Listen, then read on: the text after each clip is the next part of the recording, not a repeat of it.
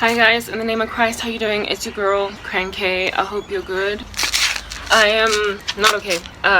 Yeah, I'm actually going through quite a lot spiritually. I'm always under attack, and never mind under attack, but my life is just hard. So because my life is as hard as it is, any spiritual war going on just gets that much more difficult. It gets that much more exacerbated, and there are events unfolding that I don't really know how to deal with because I am busy trying to get my life back, and I feel as if though I don't have time, and I need to try and biblically rational reason my way into a better place so that I can rest easy with decisions that I am making. So my father was diagnosed with prostate cancer about a year and a half ago, and it has apparently gotten really bad now, and I haven't gone to see him. I only went once because my mom kind of dragged me along, and that one time was for me kind of the final straw. Now you're probably like, Krabo, what in the world? Well, I'm gonna give you context. Okay, so long story short, so I was born in 1984 on the 8th of August within a marriage between my parents, but at the time that I was born they were going through it. The marriage was shaky and divorce became an inevitability. I was conceived during a ridiculous time in their marriage, like, you know, one of those, I mean, he's your husband, he's in your bed, so I guess you're gonna sleep with him, but really and truly, if it was up to you, you'd be living separate lives.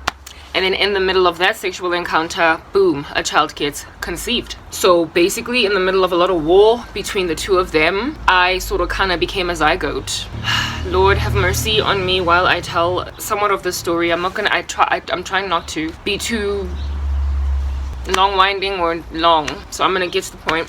Now, as a result of me being conceived in this terrible time in their marriage, my mother got accused of because they were barely having sex, like, at all, but I just so happened to be conceived the one time when they decided to. My father then accused her of having an affair, and the baby was not his. She was inside a marriage, she had no history of cheating, but my dad was a prolific narcissist, and so whenever they do something really wicked, they always, due to guilt coming to play, because we're not God, not all of us are children of God, but we are made in the image of God, meaning that we have a conscience, we're able to think rationally through things, and so every so often when we pull bad stunts, like I'm feeling right now, we feel guilty. So the way that the narcissist or the inward focused person thinks when they're guilty is, I need to make myself feel better, put a band-aid on this cancer by projecting my ridiculousness on another person. So basically they blame others for their random insanity, okay? The very person that made them feel guilty, they try to find a reason as to why they had to do what they did to her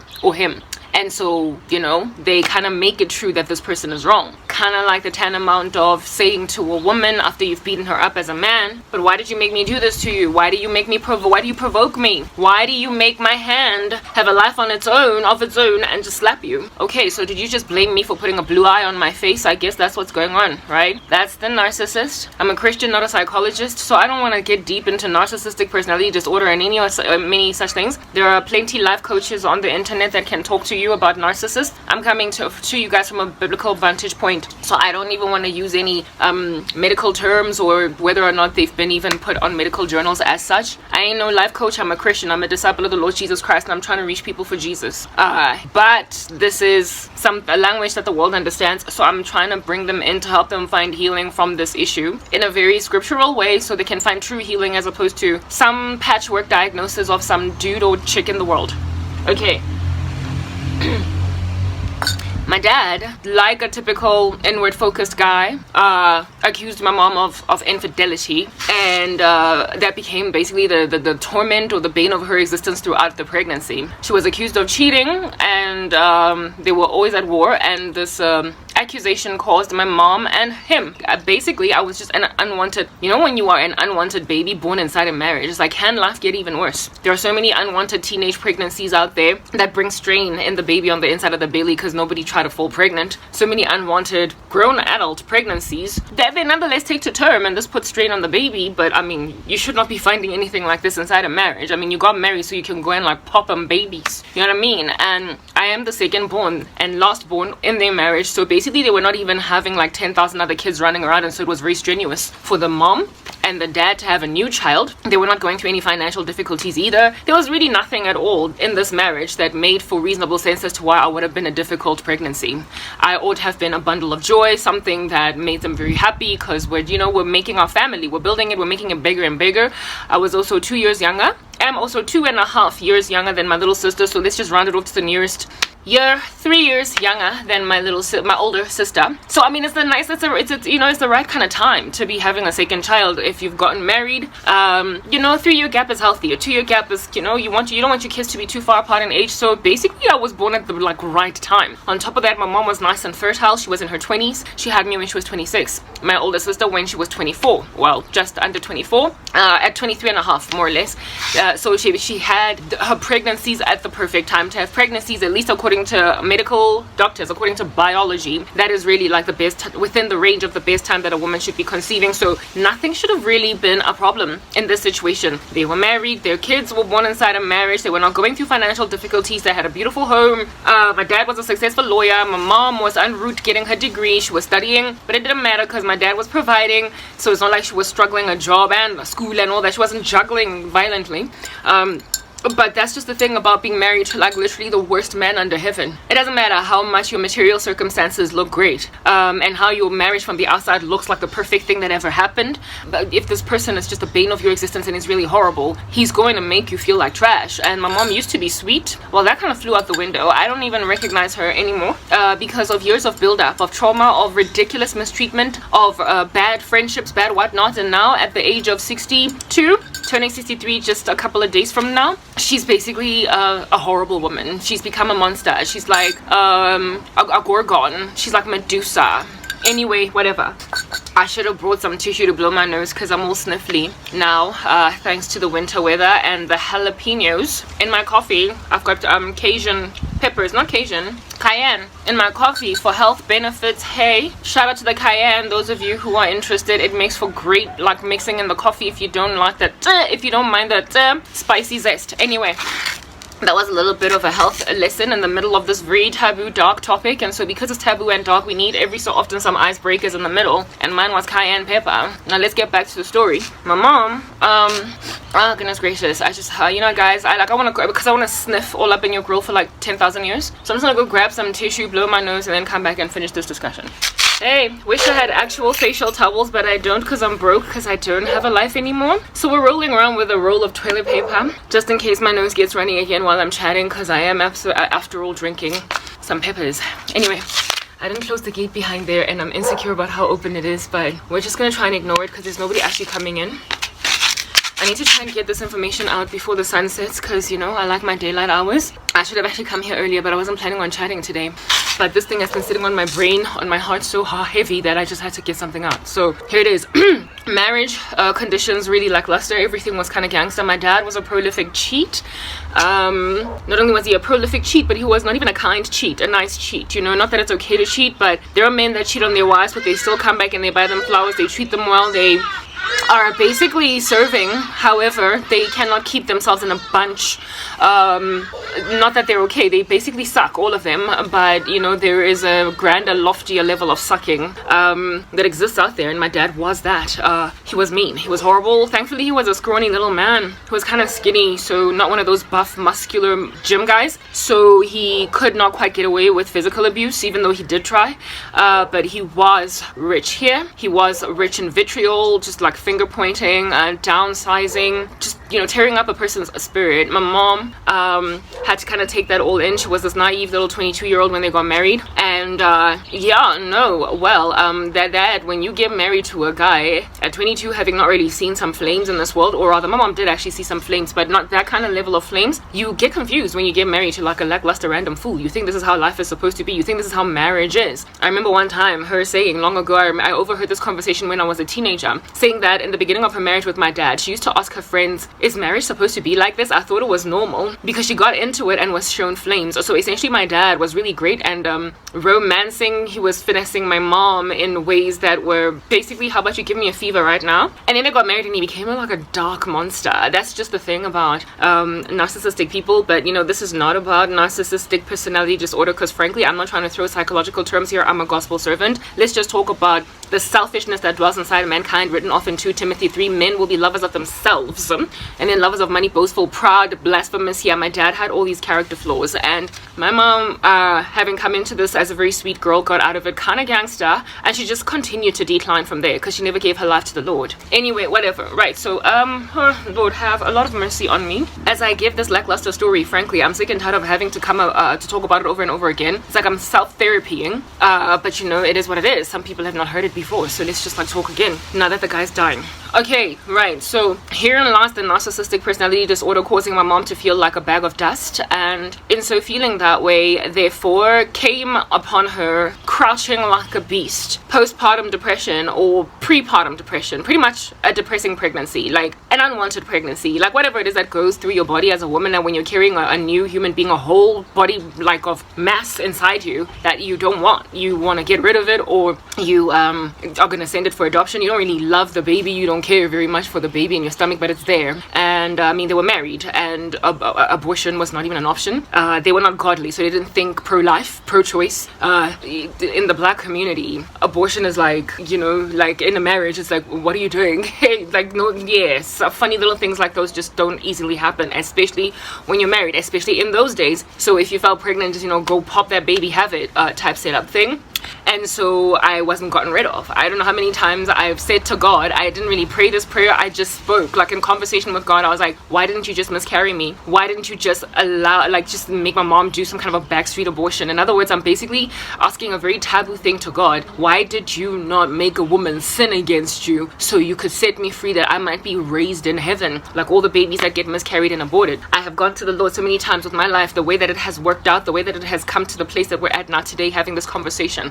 I'm like, I'm not even living, I'm not even alive, like I'm just breathing, I'm a body of mass, I'm a body of tissue, just a clump of cells walking the earth. Like, they have, like, the contribution to my total and general demise has been brought into this space by 2 individuals that made out of me a zygote. They came together and they conceived me, literally my parents. That's all, you know, like, it's just like a sob story. So let's just get right to the point that it might feel more like an inspirational thing as opposed to a sob story. We're gonna get to the point that is inspiring ultimately, because I'm trying to do that. I'm trying to get people to know Jesus and realize that you're not a clump or body of cells, and the pro-choice movement is therefore dumb to imagine you are. Anyway, so I apologize if the wind is like where you're at. I like recording from outside because of lighting conditions, so I'm gonna try and speak above the wind when it starts to like blow all up in your grill, going Anyway, righto, so my mother had a horrible pregnancy, even though she had a pregnancy within the most ideal conditions within which to have a pregnancy, and therefore she hated the pregnancy, did not abort the baby, carried to term. It was like, you know, her stomach just kept on growing all these 9 months, and people were like, oh, you're pregnant, and she was like, yeah, it feels more like a cancer, like a tumor that is in front of my belly, like inside my stomach, just growing, but it's gonna get out eventually.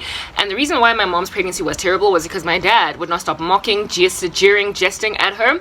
All different kinds of obscenities, frankly. Vitriol was through the roof, skyrocketing, climbing to the heights of Mount Everest and beyond, making like the Tower of Babel. And by the grace of God, that speech was confounded, but I mean, not before my life could be made into a living nightmare because of those 2 random buffoons called my parents. Anyway, whatever. You know, my mom wasn't a buffoon first, but she ultimately became one. I'm trying to help you guys understand just what role deadbeat men play in making women monstrous, frankly. Anyway, so herein lies the lady taking the pregnancy to term. My grandmother, by the amazing grace of God, still lived, and so too did other females in the community that saw me as a beautiful thing that was a bouncing bundle of joy. And so I was largely raised in the beginning stages of my life by others, touched, loved, you know. We all know, according to psychology textbooks out there and child neurology, whatever, that if a baby does not get held and loved and coddled and all that jazz, when it's like brand spanking new out of the belly, it can die. Literally, just from like touching it, it can die. So if you try to intravenously feed a baby with machines and robots, it will die, because we are meant to grow from affection, love, adoration, acceptance by our ecosystem, our environments. Like, believe it or not, God made things that way. So I nearly died, essentially, just putting that out there.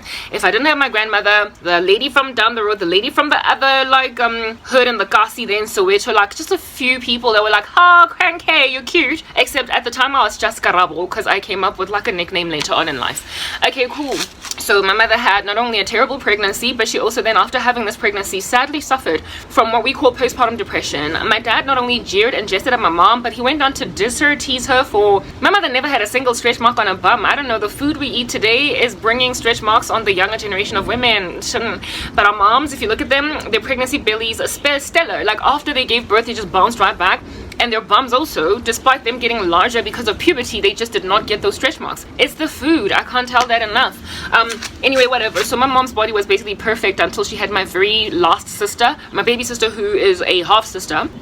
She never had any like funny issues on her body. She was perfect. And my little sister, the only reason she got all of these things on her body was because she was already a much older woman by then. My little sister was born 17 whole years after me, 16 and a half whole years after me. And so my mom was already not consuming all of this preservative-filled, ridiculous, random food that we're picking off the FMCGs, and these days it's going awry too, because we're not finding it on the shelves because of food shortages across the world. Anyway, so many issues. She was eating all this random ridiculous food, no longer village food, no longer Rustenburg food, no longer meager woman food, or let me rather say simple life food. She started eating GMO, you know, before even GMO was innovated. Thanks, Bill Gates, you've put like stretch marks on our bums. Anyway, therefore her body was like pert. It was perfect after the 2 pregnancies, which was me and my older sister, and then it only started getting blemished and whatnot after my last sister was born, meaning that this lackluster random buffoon called my dad, jumping up and down on the spot like a beach ball.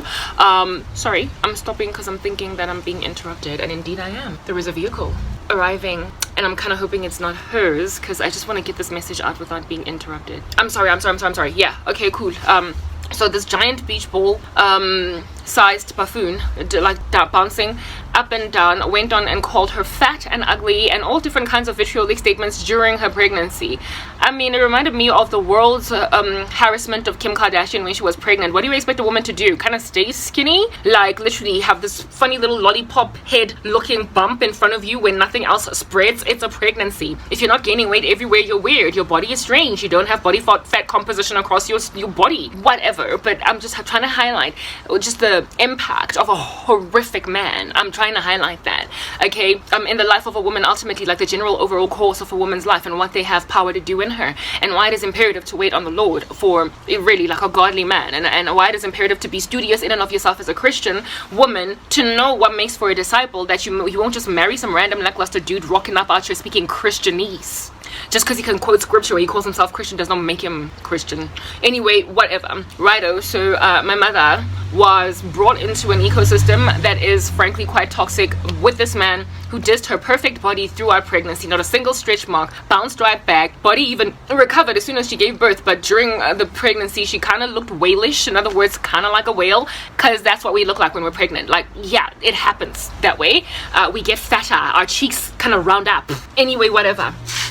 She was dissed and teased. So confidence like plummeted. My mom was one of the biggest and baddest baddies in the street out here, you know? Like, she was beautiful. On the come up, you know, one of them, you know, like in the black community, colorism has always been a thing, and my mama was a yellow bone. I came out a little bit darker combination of her complexion and my dad's. So I guess I know what it's like to suffer from colorism, but my mom was one of those, I want to pounce on her first because she's a yellow bone. And so this dude had like a yellow bone that had perfect skin, bounce back pregnancies, not a single stretch mark. Every dude wanted her, and then because he was a narcissist that was frankly deep down inside low-key insecure, hated her because she was so loved by other people and other men. Anyway, whatever. So that caused a whole bunch of postpartum depression.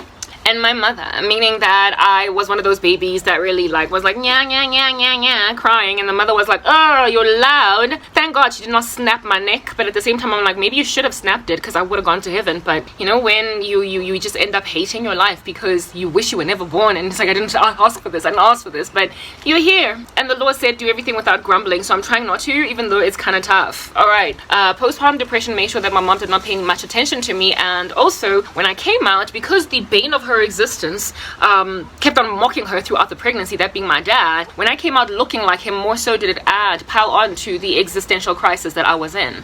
It made my life worse because I looked like the fool. So my dad admitted, he acknowledged that can't be anybody else's, it's mine, because literally I came out like a carbon copy. If you think I'm pretty, thank you. Where girls get to look like men and still be beautiful. So my dad was a handsome man, but it doesn't matter if you're a handsome man, if you're a fool, a buffoon, a gangster, a monster, just a menacing beast. If your name is Dennis and you're a menace, ew. I don't care that you're fly, you're hot, you're tall, you've got this beautiful study body, you're intelligent, you're a lawyer. What? So what? Lawyer schmoyer. Okay? Yeah, my dad had all these like street credit, he had these credentials, like, you know, kind of like rolling off him like paper on your hand. Kind of man, that today is called high value. You know, these high value men that because they have strong careers and are building their own, and they're wearing the kikembe like their wag and pinstripe suits or polka dot suits in office, in corporate, and they've got offices that are in a corner that cause colleagues on the ground and females in the office to grovel at the boss's feet. Men like those, they're called high value men, and they're not all wicked, they're not all just senseless out here in these streets,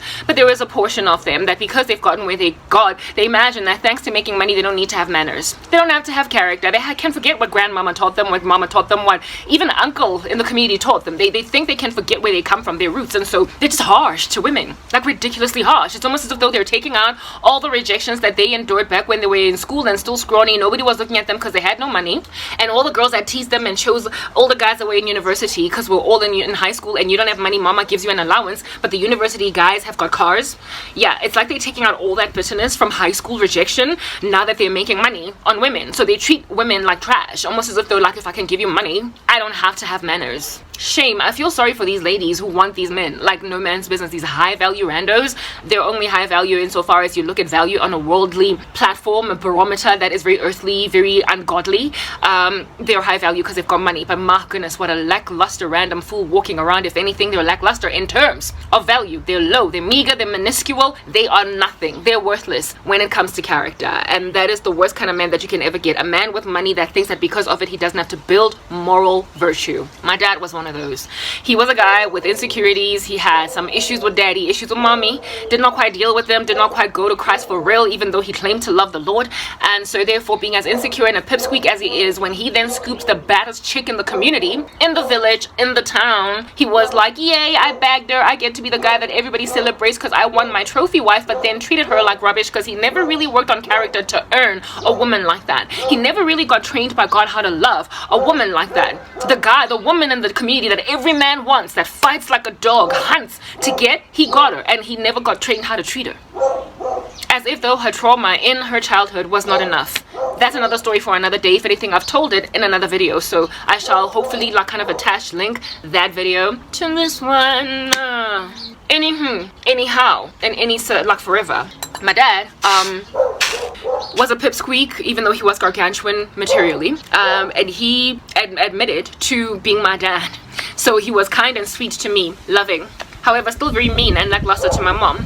It got proven that she didn't cheat on him and so therefore have a baby by some other dude, because I came out looking like a carbon copy of him. Now because my mom was endured through all that rubbish by him, she looked at me on some, you look like the fool that has made me a bereft woman for 9 months. Well, make that all the marriage season. And so I just never got any like joy from her. He never stopped cheating, he never stopped harassing her, he never stopped being lackluster and random, okay? Cool beans and banana peels, and I'm just like, whoa, but I'm a baby, wah, look, like I can't even speak, and yet you like pulling all your frustrations on me. What's going on? That was my life. And so I guess as a baby I never really knew what it was like to be loved, except thank God I got held by someone. My grandmother ultimately became my aunt, and then it became some lady from the community. Literally I was raised by the village, thank God, hallelujah, praise the Lord for the black community around me at the time, because if it wasn't for them I wouldn't be breathing right now. Except I'm like, I wish you didn't take care of me, because people have made me one of those melancholic people that want to die all the time, but I can't die because I fear God too much. What in the world is going on? Anyway, whatever. Right, so You know, it's really sad when a woman is so glorious and all she is just depressed all the time. It's just such a turn off. But I don't care, because this is my life and this is a story, and I am real. I'm a human being, a proper, thorough, fully fledged human being that gets to speak of her experiences and therefore show people that, look, it does not always go easy for people who have all this intelligence, all this beauty, all that. It gets real rough sometimes, to a point where the pretty girl is hard to be around because she's freaking traumatized. Anyway, whatever. So herein lies the situation where my mom has got PTSD or post-traumatic stress. Nah, what I wanted to say, well, it could be PTSD, but what I wanted to say rather was yeah, what's that thing, guys, with the baby being hurt by the mom? Postpartum depression. Yeah, she had that. And my dad, in the middle of all that postpartum depression, was kind and sweet, and has always had been, at least up until that point, kind and sweet to my sister and I. My sister and I had a dad that was loving, you know, daddy and his girls. Idiot. No, like, man, I'm sorry. Like, you know what? I'm a Christian woman, and so therefore I'm not supposed to be preaching to men. My message is essentially for women, to help them avoid random red flags that they think because we're all young, they don't matter. But I know that men come to listen to my ministry, even though I'm not allowed to teach men. But let me just kind of highlight this to the men that are here. Lord have mercy, gauge and understand thoroughly with every bone in your body, men, that loving your daughters while you absolutely resent the womb from which they popped does not make you and somewhat an okay and acceptable guy. You are a hypocrite on that day. You are lackluster. Frankly, you should just disappear from the face of the earth. Somebody should like zip open some portal, you jump into it and then zip it back up again, and you just kind of be stranded in isolation in some other dimension, because right here on earth you're hurtful. You're really very hurtful. It's uncomfortable. It's uncomfortable to watch these men who love their daughters and yet hate their baby mamas. What in the world? She endured 9 months to bring this baby into the world, and even though you might pay child support or whatever random rubbish it is that you're doing, at the end of the day, you are destructive towards the very thing that this little girl is going to one day become. There is some like karma, like infused random thing that's gonna come in like lamp-based, like a big fat asteroid from outer space. Your daughter, because of what you were. I don't believe in karma. I believe in you reap what you sow. I'm a Christian. And so men, if you abuse your baby mamas, your wives, the women that pop them babies, the women that raise them human beings, your daughters that you love like a fat kid loves cake, are gonna endure the same random lackluster fool in a younger generation. So if you care for your daughters, how about you stop being hypocrites? If you love your daughters, love your baby mamas, whether or not you're with them. Moving on. So my dad loved me and my older sister, at least for the formative years of our lives. He was one of those, you know, if you see me, call me the friend of children. Kids love my dad. Like, I got that trait from him. I inherited it from my dad. I'm big with babies. Like, I'm so good with kids. They're good with me. We gel. We jam. You know what I mean? We vibe. Me and children, we vibe. We vibe. They come to me like a whole crush, and I'm like mama hen. I don't know. It's a gift. It's an anointing. It's a blessing. It's a thing. You get my point. So I took it from my dad. We were like bees to honey around my dad as kids growing up. Me and my cousins and any other like random child in the community. The kind of like older man to be buying all the kiddies like snackies, and when he comes over, they run to his car. That was my dad. Like big with children, turned big with him. But like, who cares if you've got that gift if you suck with women? They come from women, these children. You can't be that big of a hypocrite. Anyway, whatever. So my daddy, in the beginning stages of our youth, because really he did at some point become a typical deadbeat random thing, because he was trying to take out his anger on my mom, and so he became a deadbeat dad. Oh, guys, like, that is why men. I met this fool. He tried to rape me. It did not quite work out for him, because I don't know, I'm stronger than him. I pushed him off and he landed with a thud on the floor. But like this fool that nearly invested himself in me by force. We were friends prior to that. And this fool had a daughter, a baby mama, a brand spanking new daughter that could have been like 19 months really at the oldest. And he was having issues with his baby mama. He used to show me a whole bunch of photos of his daughter all the time on the phone, because he was in love. He was besotted, you know, with his kid. He loved his child. So I was like, oh, cute baby, look at that girl. Oh, man. So this man loved his daughter, but then he was having this like flagrant war. There was like this inferno in his relationship with his baby mama, and so because the baby mama was like, you're not gonna see your daughter, he was like, fine, whatever. And he came and told me that, you know what, I keep on giving this woman money every month. I deposit this much into her account. I'm just gonna stop. I'm like, are you serious? This guy knew my dad, and I was like, dude, you see that man over there? Look how lackluster he's looking. Look at how much he's been ravished by alcohol and a bad life. Look at him in his old age looking all gangster. You're him. You're him. Look at how proud you are to have a daughter, and you're showing me all of the photos on your phone. And then because you have a war with your baby mama, you're then gonna go and take it out on the kid. Like literally, they punish their girlfriends, their baby mamas, their wives, ex-wives, whatever it might be, by not being there for the kids, because it's very straining for the lady in question that has given birth to these children to raise them on her own. And so if at all you can strain her further, narcissism, not only narcissism but selfishness, greed, and spite. That's the word I was looking for. Spite. Because of spite. You know when they say you like cut off your nose to spite your face? Random lackluster like thievery of that nature. These men, they have this thing that they do where they punish the women in question by not being there for the children because they want her to be a single mom that is bitter, upset, and I'm not angry, I'm mad as hell type diary of a mad black woman. What a fool. What a prolific buffoon. Okay? Yeah. So you let go of the daughter that is the apple of your eye that looks like you. A lot of times they look like these men, right? These girls, these little girls, daughters that come out looking like daddy. They're the ones daddy is usually most proud of initially, and then they fight with baby mama, bite baby's mama's cheek off, and then they're like, you know what? I'm not gonna pay child support. And the kid is like, but dad, I love you. Shh. It's not about you, daughter. It's about your mom. But I am collateral damage. Anyway, whatever. So my dad ultimately became a deadbeat dad because he was trying to take it out on my mom. But while they were married, because they got divorced when I was like 5 years old, right? So their marriage was in total like 8 years long. He was available and there and very loving and very daddy-like, you know, throwing you in the sky and catching you type dad. Yeah, buying you tutu dresses, the way that he was just so always considerate of you. Yeah, type dad. So I loved my dad in the beginning stages. My sister loved my dad. We loved our dad. The kids, all of them in the community, my cousins, loved my dad. He was that dude that was good with them children. So if then you're gonna hate the living daylights out of your beautiful wife, however, love your beautiful wife's children, you know what happens on that day? Do you know? Do you want me to get like just kind of put information out there in your general grill?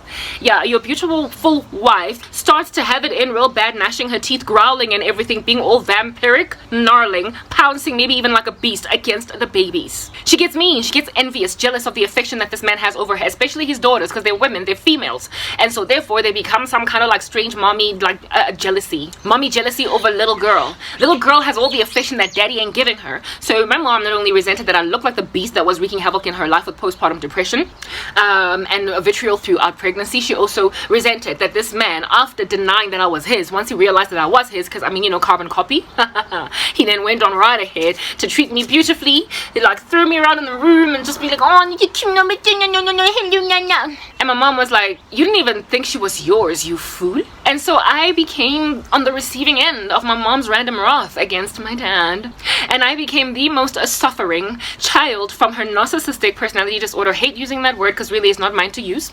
I ended up becoming the daughter that the mom envies the most. My little sister was born during a better time, literally not a little older, in their marriage because they just newly gotten married, you know, like romantic phase, honeymoon, that's what they call it, phase of the marriage. And so my mom didn't have not PTSD, but postpartum, that too, illness in her with my older sister. So basically the favoritism that my mom has over my older sister against me started from that random like root. Like, men, you are responsible for all the trauma in the family. I kid you not. You're supposed to be the heads. You're not running the show properly, so you like cut off your neck, become like that random big chunky guy in Despicable Me, and because you don't have a neck to move you around, you're like robotic and you don't know where to look. Your direction is thwarted all throughout life, and so visionless are you. You end up a lackluster bum in the end, but not before wreaking a lot of heartbreak havoc in the lives of females first that you encounter. You mow us down to the ground. You're like kanda. You just like trample under us, eh? Serpent you. Stop. Anyway, let me get back to the story. Remember, my dad loved us. And however, not my mom. Continued to cheat, not only cheat, but mock her, diss her, tease her. Now that her body had bounced back after pregnancy, he didn't have that to use, but I bet he found other things with which to throw random vitriol into her environment. Okay, right-o. So then, of course, they ended up getting divorced, and my mom was, I guess, smart enough to not go and have a third baby. Like, continue to sleep with a guy that's gonna just continue to impregnate you, and so you're just gonna continue to have these babies that you don't like. So I was the last one born in that marriage. Got divorced at the age of 5. My mom and him divorced when I was 5. Mom was in her early 30s, right? Like 31 or something, whatever. Okay, cool. Lord have mercy. Like, what in the world is going on? Like, I kid you not, I'm gonna pull out hairs. Okay, let's try not to do that. after they got divorced, that's when my dad took out all of his beef on my mom by not taking care, never mind of my older sister, but me too, right? But my mom favored my older sister more than me, so my older sister got the affection that she needed. That is when I started getting raised by all different kinds of random people. My mom stuck with my sister and carried her around everywhere like she was a purse, but I was the extra thing. Oh goodness, I was exhausting. Do you know that I wouldn't have started school on time if my grandmother wasn't like, but the kid is sitting here? My grandmother told my mom, you better take this kid to school, otherwise she's gonna start school a year late. And indeed I did start a year late, but thankfully at the time in Soweto they were sending children to school literally 2 years before time, right? So because kids were going to school at like the age of like 4 or 5 or something, because they just wanted to the parents wanted to get rid of them, take them off their hands, I was never behind in terms of my grades in school, but I would have been, because my cousin, I have this cousin that was my best friend in the family. She was born 1984 just like me. We were supposed to start school at the same time. She is the daughter of my uncle, who is my mom's brother, and in the beginning of our lives, my uncle and my mom, basically my grandmother's children, lived on the same property, Mara, but in the back rooms of her house. So basically I grew up in the same sort of kind of environment with my cousins. My grandmother's back house, the rooms there, the same house. Therefore my mom had an example to use, to emulate. She could look at my uncle and his wife and be like, oh, you're sending your child that was born in the same year as my child to school, so I guess I must send my child to school. But instead I was just sitting there gathering dust like a blob. And my grandmother looked around at this. Thank God I was not raised in a separate household, because my parents endured financial difficulties, because my dad was irresponsible, so he kept on losing his law practices and all that jazz. So they once upon a time moved into my grandmother's house, but like I said, a back room at the back of my grandmother's house. If it wasn't for that, guys, I would have started school at like some strange age, like 9, 8, actually. What? Thankfully there was somebody looking at me. If I was just in the same house as a depressed mom, she would have just watched me. Lord have mercy. That's why I wish I was never born. Anyway, my grandmother was like, the kid is turning 5. What is she doing here? Hey? Like, I'm busy making lunches for all of these other of your children, of my grandchildren, except for this one, because that one is not going to school. Hey, take that child to school. So my mom was like, oh, okay, mom, to her own mother. She was like, okay, mom. And then I got registered in a school 1 year after my cousin, who's my exact age, went to school. So my cousin and I, there was a time when we were in different grades, but she failed one grade in the beginning stages of her primary school. So like, who fails primary school? Anyway, that's the same cousin that broke my heart. It makes sense why she would have bewitched the living daylights out of my life, because I mean, really, like, if you fail primary, what's going on there? She failed primary, so that one grade, I think it was like grade 2 or some stupid grade. Like, she prospered to fail a grade that low. Anyway, and so I caught up. I was in the same class as her, and so that's how we grew up in the same grades. And then when we moved to English schools, because you know apartheid was repealed, we now could go to these like multiracial schools. They, because our English was kind of not yet developed, then brought us even further, 1 grade down. So when I moved to an English school, I was then brought 1 grade down, meaning that I was 18 when 18-year-olds were 18, 16 when 16-year-olds were 16 in the same grade.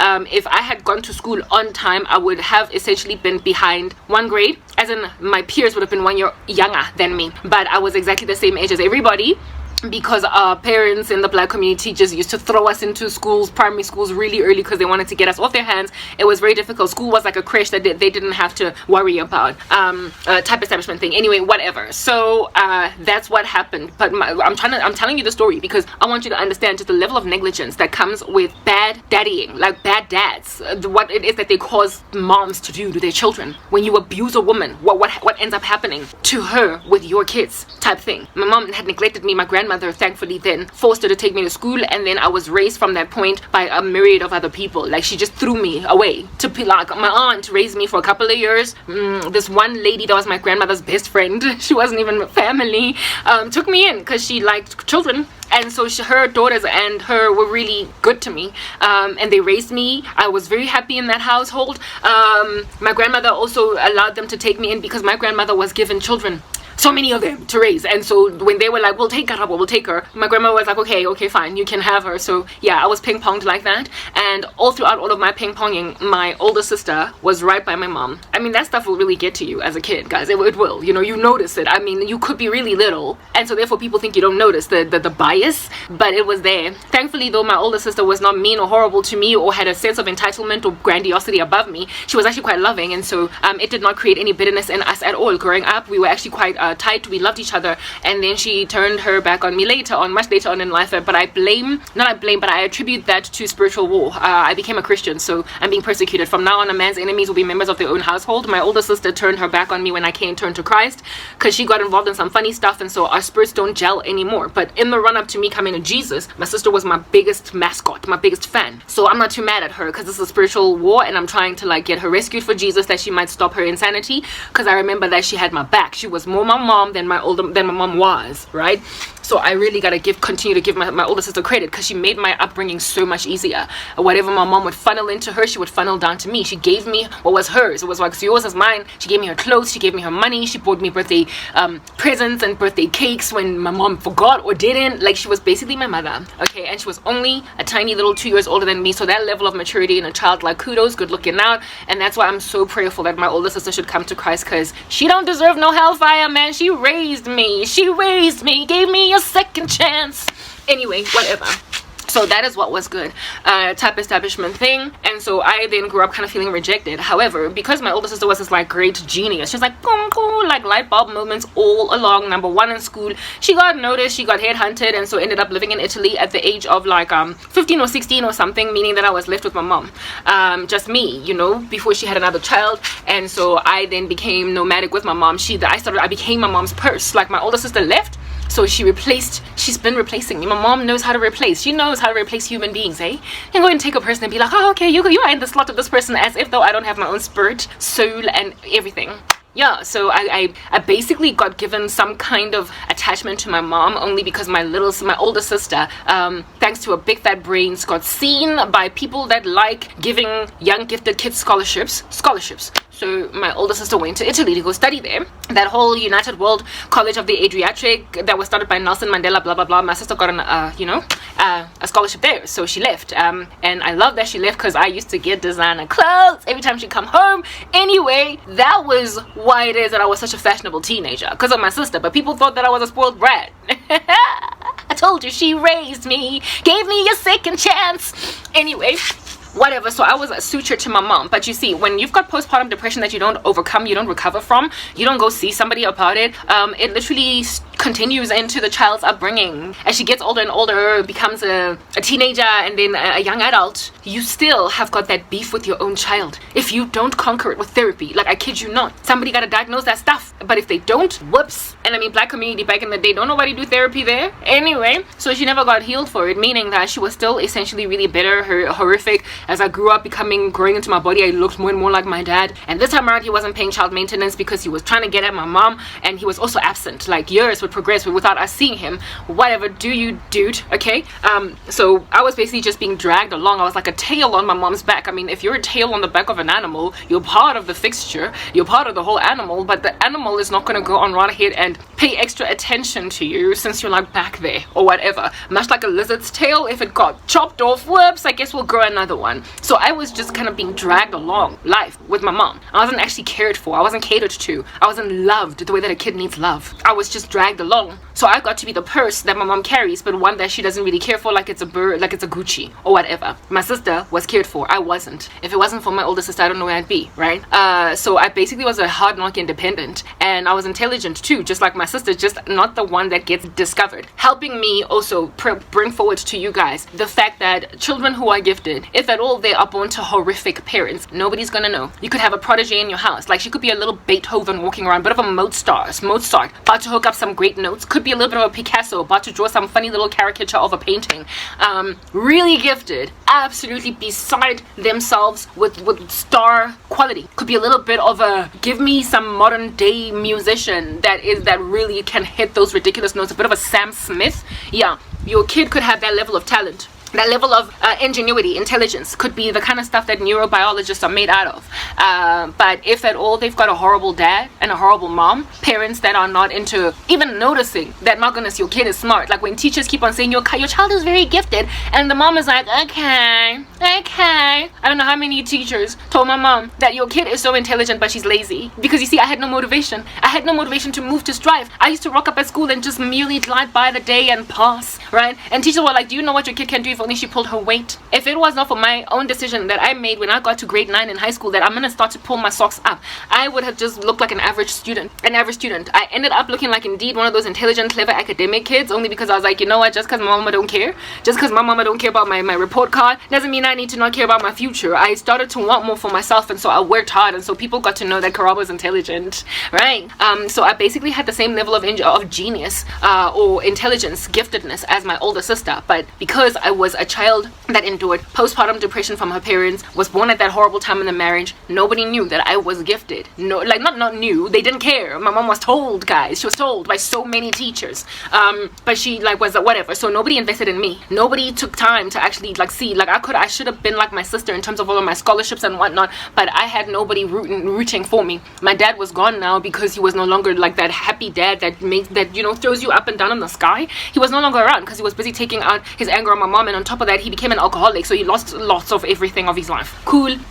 That was what was good, and so I basically raised myself. I was very mature. Thank God I was one of those kids that were mysterious because I was a deep thinker. I was very INFJ. That's my personality type. But if you did the Myers-Briggs personality test, I would come out having done that test as an INFJ. So I had a very rich inner life, and so because I was very mature and very thinky, I was very full of thought, very deep. The world was a kaleidoscope of colors, and I was always taking them in and coming up with some kind of a Rubik's cube out of them. I therefore was very mature inwardly, very, very mature inwardly, meaning that I basically knew that it is irresponsible of me to allow myself to be a victim of my own circumstance. I cannot let my mom's indiscretions ruin my future. I wanted a future, and I, from a very early age, got my act together alone with no motivation. I got my own act together. When I matured, when I got to high school, I was like, I want an act, so I'm gonna go get it. And that's exactly what I did. And that's how I ended up qualifying for things like university. That's how I ended up with a very strong career in corporate, all that jazz, right? I built myself. I basically raised myself. I basically matured. I should have been one of those kids that, because mama, you don't care about me, I'm gonna go take drugs. But I was like, I know who I am. I know I'm special. I don't need drugs.